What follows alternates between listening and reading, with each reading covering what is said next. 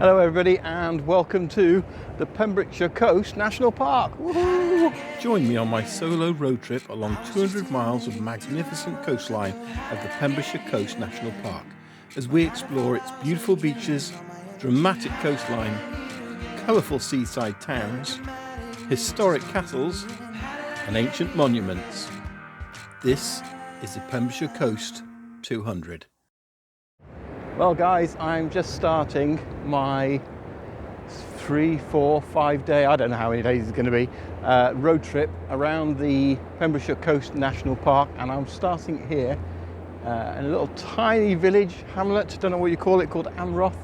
Absolutely beautiful here though. Lovely, lovely, gorgeous beach, although I imagine the tide would come in, it wouldn't be. And nice cliffs as well. Yeah, gorgeous down here. Looking forward to many days of adventure, coastline, historic landmarks, all that good stuff. Never been to this national park before. There's actually 15 national parks in the UK and this is one of them. And I think it's the only one that, if I'm right, is dedicated to the coast.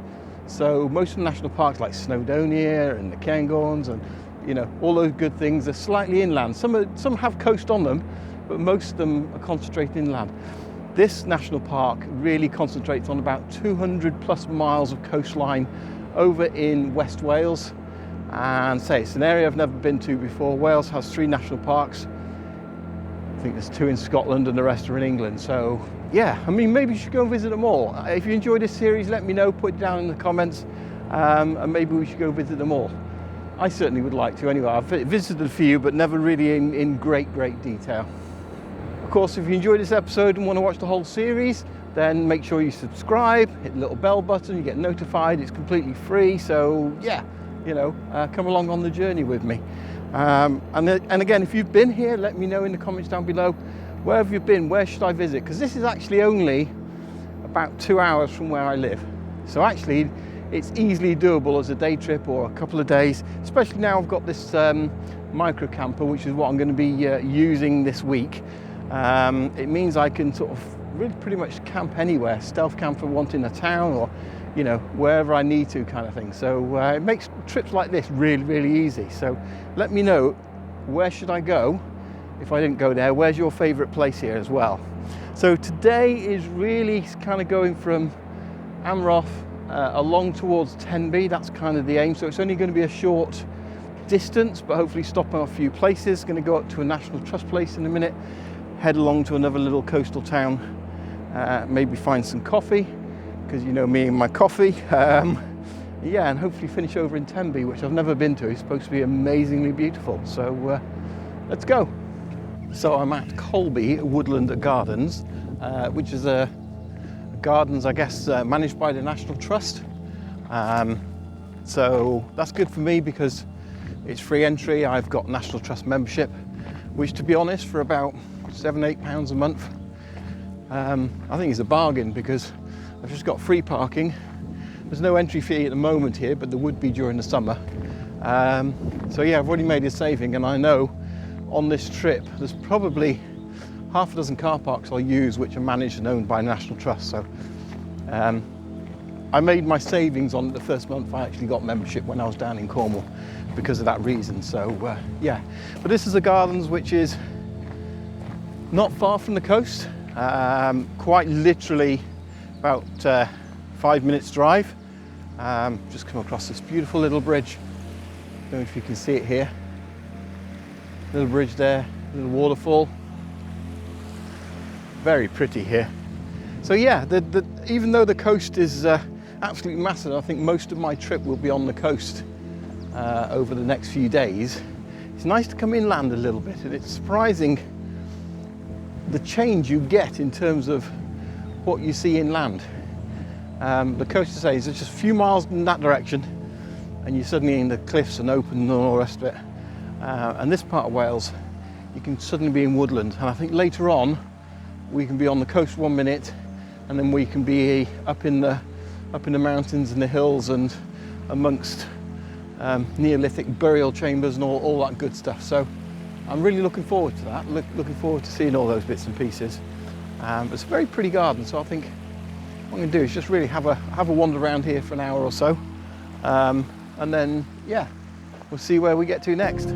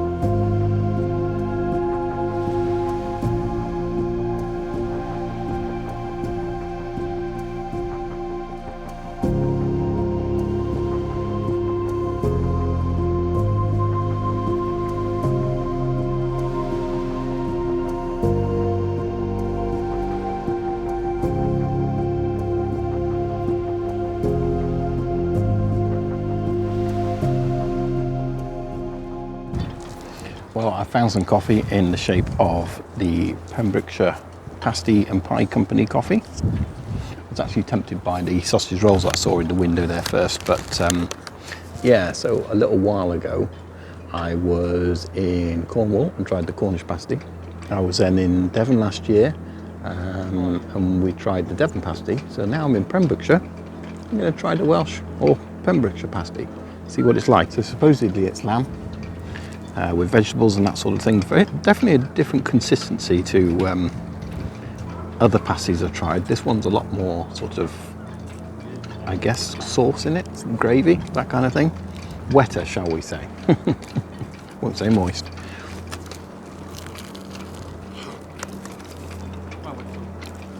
Tastes really good though. Definitely a fan. So I've actually arrived in a place called Saundersfoot, I want to say. Literally just along the coast from where we were before at the start of this. So it's about probably 3-4 mile walk. If we walked along the beach, you would come to where we actually started. Now I don't know whether I mentioned this, but the route I'm following is an idea that has been created by a company called Caravan Cloud, a local company. I'm not sponsored by them in any way, shape or form, but they've created something called the Pembrokshire Coast 200. So the idea is to travel around the Pembrokeshire coast, which is actually quite a narrow national park, and visit all the places along there, but they haven't really set a specific route. They've more really given an itinerary and places you can go and give you ideas of places you can visit. So that's really where I'm taking inspiration from. So I'll put a link down below in the description. So if you want to do a Pembrokeshire 200, go and visit, download a leaflet and have an adventure. So not a huge town, but definitely worth stopping off for. Got quite a few little shops, souvenirs, ice cream, fish and chips, delicious pasties, coffee, sea, sand, what more could you want?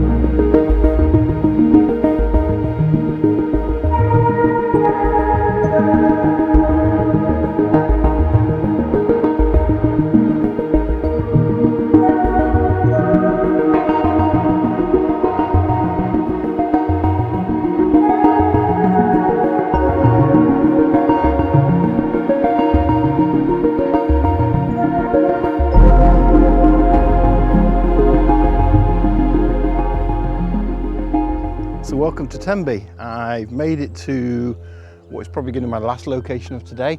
It's a bit of a short day today because I wanted to be here for today and just sort of have time to explore it, because Tenby's a place I've never been to, always wanted to go to. You can just see behind me the memorial to Prince Albert, who is or was the husband of Queen Victoria. So yeah, this was Memorial Hill, which was set aside as a memorial to him. It's also the site of Tenby Castle, and you get some great views. Let me turn things around for you. So on this side we can actually overlook the bay. It's a beautiful sandy bay. The sea goes out quite a way, but I imagine it then comes in quite quickly too when the tide actually comes in. Later on I want to sort of kind of head over that direction there to the opposite side. There's a footpath that comes down it, you can get onto the beach, and it means we can see all these lovely houses on our left hand side. Nice and colourful houses of Tenby, very famous for it, but maybe we'll get some low light shots of it. Clouds come over a bit now. It's been a nice day, but yeah, gone off a bit cloudy, so I don't know if we're going to get a good sunset here or not, but there we go. Just over here you can actually see what used to be a lifeboat station. But we'll have a look at that in a little bit later when I go around. But that lifeboat station featured on TV many years ago when it was actually purchased and converted into a house. I think you can actually stay there now, I'm not sure. But it's a residential place, somewhere you can stay. And the new lifeboat station is next to that, so I'll probably throw in some footage there when I go for a walk around. So as well as that side, the opposite side you also have another beach, which is great, nice and sheltered. More sort of south facing, I think, as you go around the land. So that's really cool. You have options of different beaches. There he is, Prince Albert. Albert Dda. Priodain Gorhoffus Frenhines Victoria. Albert the Good, consort of our beloved Queen Victoria. And it is one of those stories that Prince Albert, I think Queen Victoria was just besotted by him. The loss of him was, I think, a loss to her and the nation, which is why you'll see memorials like this. She mourned him, I think, to her dying days. And I guess this is what remains of the castle. Not a lot. Not a lot at all. However, there are remnants of the walls down by the gallery here. And actually the whole town itself has got a wall going through it. So it is a walled town with this area on the end. And you can see there's a little island just off to here, which unfortunately I can't get to because even though the tide's out, the steps to it, it's not open at the moment, only open in the summer months. And behind that, there's another island, which I was hoping to actually do a boat trip around, but they don't start till April. So I'm a little bit early. So I guess it's again summer season, April through to October. You can actually get a boat, about £15 at the moment, which isn't too bad, I don't think. Hour and a half trip, and you can go around there, see the seals, go around the island, and I think there are other trips that actually go to the island as well. So you can actually have a day out over there. Well, I think that's going to conclude my first day on the Pembrokshire Coast 200. It's been an awesome day actually, probably slightly shorter than the next few days come along, purely because I wanted to finish up here in Tenby. You can just see the sun shining on a few of the houses in the background. This is the North Beach, so obviously it doesn't really get the sun in the evening, but I imagine in the morning it's beautiful. So yeah, I'm just going to head back now. Had a really, really good day. Hopefully you've enjoyed the first day of the road trip, and I've got about 6,000 steps now to climb up to the top of here, and then I'm going to find my park for the night, so to speak. Sometimes I actually use the app Park for Night, and other times I just find what might be a good location. It's the one thing about having the vehicle I've got, it doesn't stand out as a camper van. So there's a lot of signs around here saying no camper vans. For example, where I've parked right now, it says no camper vans between like 6 in the evening and 9 in the morning. It doesn't say no cars, and it doesn't say no camping. So I think as long as people don't hear my snoring, I should be okay. Anyway, there we go. Time to head back to the car. Join me next time as I continue my solo journey along the Pembrokshire Coast National Park, where we discover some ancient history going back some 5,000 years. We come across some of the most dramatic coastline I've ever seen, and we stumble across a place of pilgrimage for all Harry Potter lovers. How did I get here again? I was just here maybe 2 hours ago. How did I get here again?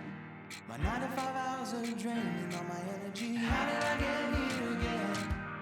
My melodramatic nature's gonna do me in. How did I get